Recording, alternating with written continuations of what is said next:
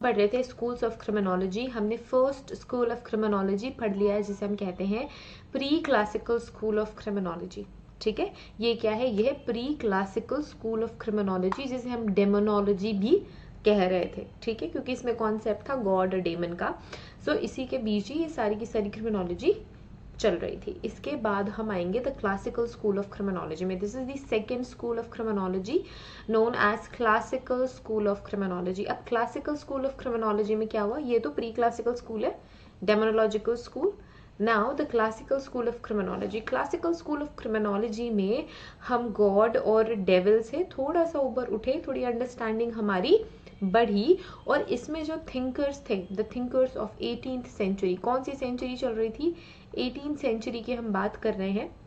इन्होंने कुछ school of thoughts develop करे क्रिमिनोलॉजी के लिए, जैसे कि हम प्रीवियसली पढ़ चुके हैं। There were severe punishments like organs mutilate करना, या फिर कैपिटल पनिशमेंट, हाथ पैर काट देना, गर्म तेल में तल देना, गर्म पानी में डाल देना।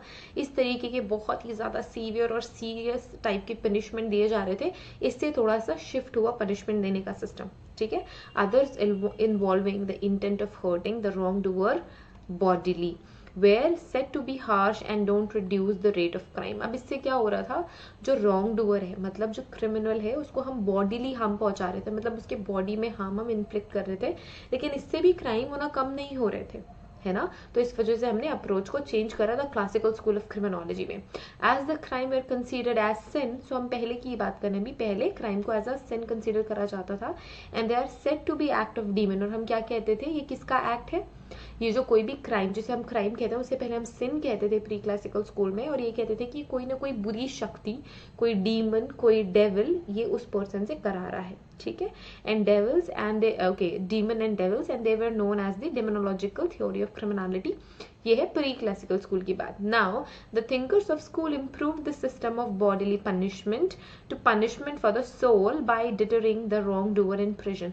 अब इन्होंने क्या सोचा the classical school of criminology में, कि रॉन्ग डूअर क्रिमिनल के बॉडी को हार्म करने से ज्यादा इंपॉर्टेंट है उसके मन पे इफेक्ट हो, उसके दिमाग को हार्म किया जाए, उसकी सोल को हार्म किया जाए। और इस तरीके से हम क्या कर रहे हैं? उनको प्रिजन में डाल रहे हैं, हम उनको जेलों में रखने लग गए। This school is developed by two notable thinkers, they are Cesare Beccaria and Jeremy Bentham. ये दो इंपॉर्टेंट बंदे थे इस टाइम के, जिन्होंने इंपॉर्टेंट कंट्रीब्यूशन दिया the classical school of criminology में। इसमें क्या अप्रोच थी? कि हम उनको बॉडी से तकलीफ नहीं देंगे, हम उनके माइंड को चेंज करेंगे। क्योंकि हम क्या चाहते हैं? हम ये नहीं चाहते कि जिसने क्राइम करा उसको बिल्कुल मार डालें, हम ये चाहते हैं कि वो सुधर जाए। ठीक है, उसका करेक्शन हो सके, उसका दिमाग सही हो सके। तो ये बाद में अप्रोच रही थी। नाउ सबसे पहले जो इंपॉर्टेंट पर्सन आते हैं वो तो सीजर बकारिया, इन्हें हम कहते हैं फादर ऑफ क्रिमिनोलॉजी। बहुत इंपॉर्टेंट इन्फॉर्मेशन है क्रिमिनोलॉजी के बच्चों को ऑलरेडी ये पता होगा कि जो फादर ऑफ क्रिमिनोलॉजी है वो है scissor बकारिया। Now, this person is a really important pillar of the classical school of criminology, जिन्होंने पनिशमेंट सिस्टम को चेंज करने की कोशिश करी यूरोप के। ठीक है, इन्होंने बोला कि पनिशमेंट सिस्टम चेंज होना चाहिए, लोगों के हाथ पैर मत काटो, उनको गर्म तेल में ना तलो, है ना? उनको डिफरेंटली आपको क्या करना है? पनिश करना है। Now Beccaria major contribution into the criminal law of Europe, and in 18th century Beccaria view of punishment was preventive। इनका किस तरीके का व्यू था पनिशमेंट देने का? प्रिवेंटिव। एंड उन्होंने एक बुक भी लिखी थी, एंड उस बुक में उन्होंने बोला था कि हमें इस तरीके से डिटरमाइन करना है पनिशमेंट को, जिससे कि हम क्या कर सके? हम उस पर्सन को पनिशमेंट भी दें और उसका करेक्शन भी हो, और दूसरों को ये समझ में भी आ जाए कि this is not a right act to do. Now, the attack on the prevailing system of the administration of criminal justice। अच्छा, जो सीजर बकारिया थे उन्होंने क्रिमिनल जस्टिस सिस्टम फॉर्म्यूलेट करने के लिए भी कहा। इन्होंने एक बुक भी लिखी जो कि क्राइम और पनिशमेंट के ऊपर थी। इन्होंने ये बोला कि हमें पनिशमेंट चेंज करनी चाहिए, पनिशमेंट देने का तरीका चेंज करना चाहिए, ऐसी पनिशमेंट देनी चाहिए जिससे कि उसका मेंटल सुधार हो, मेंटल डेवलपमेंट हो।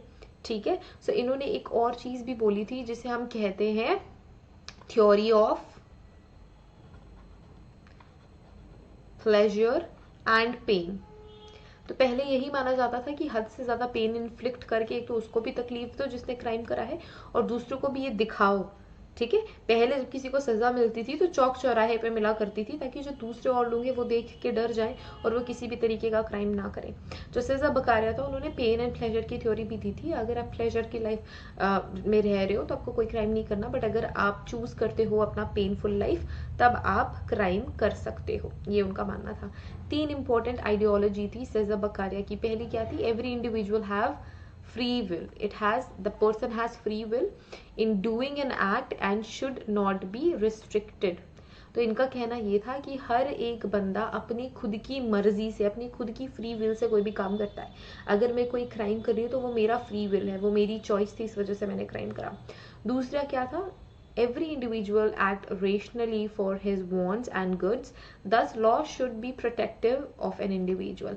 So, ये जो लॉ है हमारा वो प्रोटेक्टिव होना चाहिए। कैसा होना चाहिए? प्रोटेक्टिव, प्रोटेक्शन देने के लिए होना चाहिए, प्रोटेक्टिव होना चाहिए।